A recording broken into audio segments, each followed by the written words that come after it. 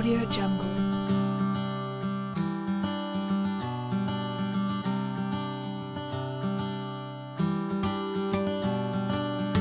Audio Jungle.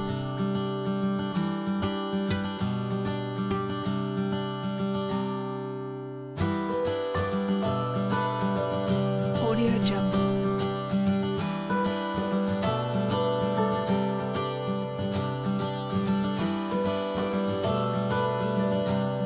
Audio Jungle.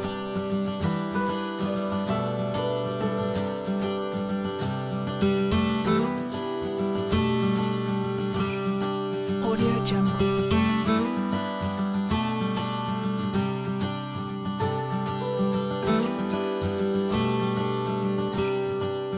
Audio Jungle.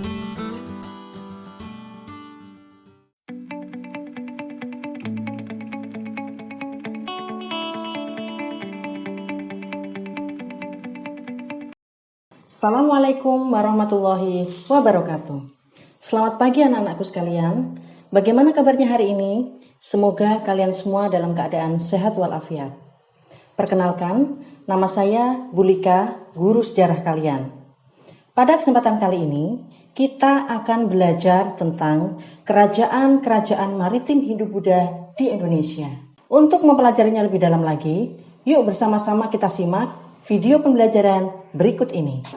Materi pertama kita pada pertemuan kali ini adalah Kerajaan Kutai. Tapi sebelumnya, perhatikan dulu gambar berikut ini. Adakah yang tahu ini gambar apa?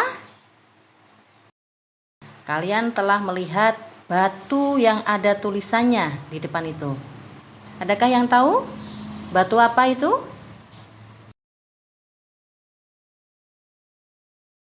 Ini adalah Zupa. Zupa merupakan tugu batu bertulis peninggalan dari Kerajaan Kutai. Keberadaan Kerajaan Kutai dapat diketahui dari 7 prasasti atau Zupa yang ditemukan di sekitar Muara Kaman, tepi Sungai Mahakam.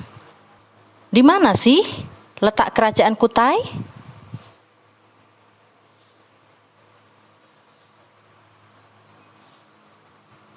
Perhatikan peta Kalimantan berikut ini. Adakah yang bisa menunjukkan di mana letak Kerajaan Kutai?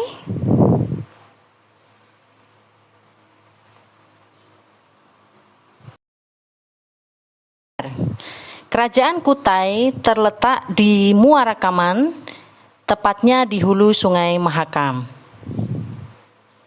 Nama Kerajaan Kutai itu sendiri sebenarnya diambil dari nama daerah penemuan dari ketujuh prasasti tersebut, yaitu Kutai, Kalimantan Timur.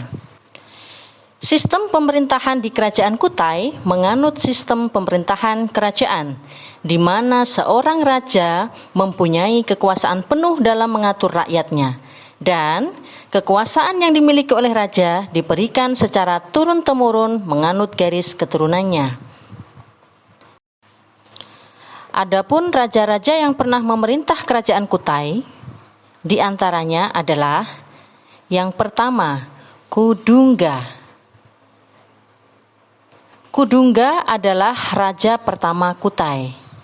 Kalau dilihat dari namanya, Kudungga sendiri adalah nama lokal. Kalian tahu nggak kira-kira nama daerah mana? Bugis. Nama Kudungga adalah nama lokal dan belum dipengaruhi oleh budaya Hindu. Dari sinilah banyak persepsi dari para ahli sejarah mengatakan bahwa pada masa kekuasaan Kudungga, pengaruh Hindu baru masuk ke Nusantara. Pertanyaan saya, apakah Kudungga saat itu sudah terpengaruh agama Hindu?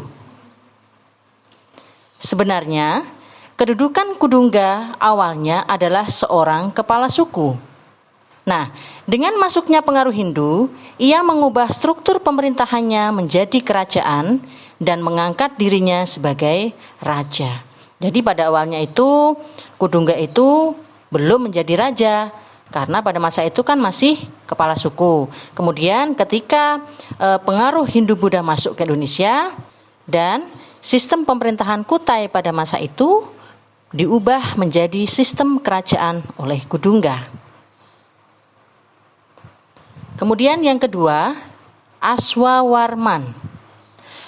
Aswawarman adalah putra dari Kudungga. Berdasarkan prasasti Zupa, Aswawarman ini disebut sebagai Dewa Ansuman atau Dewa Matahari. Pada masa pemerintahannya, Raja Aswawarman memiliki peranan besar atas perluasan wilayah kekuasaan Kerajaan Kutai. Hal ini dibuktikan dengan adanya pelaksanaan upacara Asmaweda. Pernah mendengar Asmaweda? Adakah yang tahu bagaimana pelaksanaan upacara Asmaweda? Upacara ini pernah dilaksanakan di India ketika Raja Samudragupta ingin memperluas wilayahnya.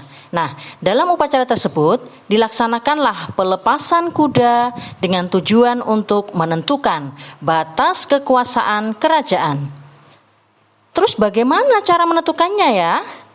Sampai di mana ditemukan telapak kaki kuda, maka sampai disitulah batas kerajaan Kutai. Kemudian setelah Aswawarman wafat, Kutai diperintah oleh Mulawarman. Pada masa pemerintahannya, Kutai mengalami puncak kejayaan, yang mana wilayah kekuasaannya itu meliputi hampir seluruh wilayah Kalimantan Timur. Bahkan Mulawarman pun terkenal sebagai seorang yang dermawan. Mulawarman pernah menyedekahkan 20.000 ekor sapi kepada Brahmana di tanah suci bernama Waprakeswara. Berikut adalah nama raja-raja kerajaan Kutai, dimulai dari kerajaan Kudungga sampai di Maharaja Dharmasetya. Adapun di masa pemerintahan Maharaja Dharmasetya, muncul kerajaan Islam di Kutai, yaitu pada abad ke-14, Kerajaan Kutai Kertanegara. Nah, pada abad ke-17, saat pemerintahan dipegang oleh Aji Pangeran Sinum Panji Mendapa, Kerajaan Kutai Kertanegara berhasil menaklukkan kerajaan Kutai yang di Muara Kaman, yang pada saat itu diperintah oleh Maharaja Dharmasetya. Nah, pada penyerangan tersebut, Maharaja Dharmasetya ini meninggal dalam peperangan, sehingga berakhirlah kerajaan Kutai Martadipura. Selanjutnya, kita akan bahas kehidupan ekonomi dari kerajaan Kutai. Perekonomian di kerajaan Kutai sangat bergantung pada keberadaan Sungai Mahakam. Perekonomian kerajaan Kutai ditunjang oleh 3 sektor. Yang pertama, perdagangan, yang kedua, pertanian, dan yang ketiga, peternakan. Perdagangan. Berdasarkan arca-arca yang ditemukan oleh arkeolog menunjukkan bahwa arca tersebut bukan dari Kalimantan, melainkan dari India. Nah, dari sinilah bisa disimpulkan bahwa ternyata sudah ada hubungan perdagangan antara Kutai dengan India. Yang kedua, pertanian. Karena letak kerajaan Kutai di tepi Sungai Mahakam, daerahnya kan subur. Nah, pertanian di kerajaan Kutai pun maju. Dan yang ketiga adalah peternakan. Masih ingat dengan kedermawanan Raja Mulawarman yang pernah menyedekahkan 20.000 ekor sapi kepada Prabhamana? Banyak sekali kan? Nah, dari sinilah dimungkinkan bahwa peternakan di Kutai sudah maju. Kehidupan sosial kerajaan Kutai.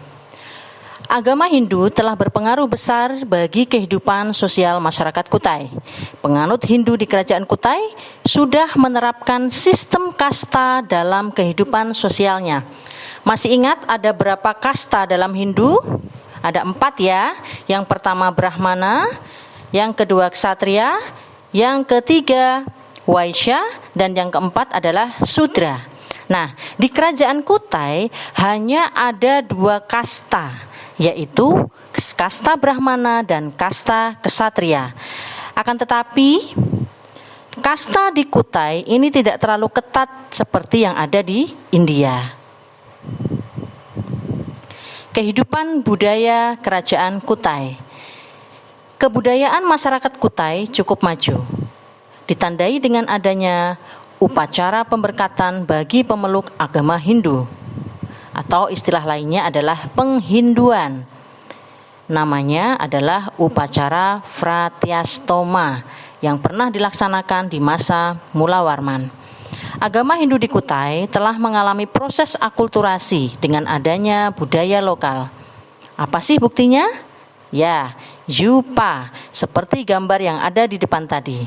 Keberadaan Zupa menunjukkan akulturasi antara budaya Hindu-Buddha dengan budaya megalitikum yang berbentuk menhir. Demikian penjelasan tentang sistem pemerintahan, sosial, ekonomi, dan budaya kerajaan Kutai. Nah, selanjutnya, apa pengaruh keberadaan kerajaan Kutai pada masa kini? Bisa dilihat dari segi politik, ekonomi, sosial, budaya. Silahkan kalian catat di buku masing-masing, analisislah tentang pengaruh keberadaan kerajaan Kutai pada masa kini.